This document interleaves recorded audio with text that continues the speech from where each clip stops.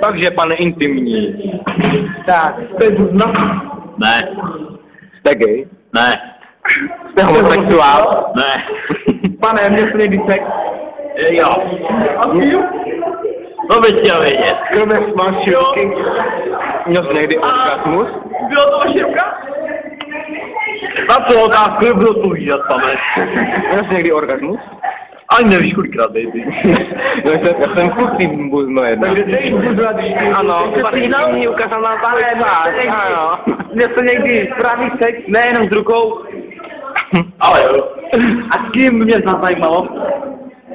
To bývá. To je, ale my nejsme to, že je počkej, to nepočkej. Sábek, dobré. Kolik vám měsíc, pane? Dobré.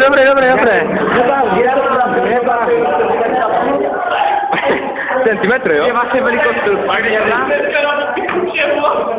Pane, řekněte naši velikost, řekněte vaši velikost. Velikost 3 mm. No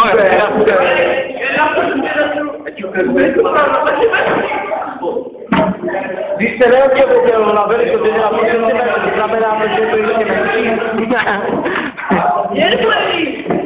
Pane, už někdy jste měl tak názekále, že to popravdě. Je, někdy se, co je? To bude bolet.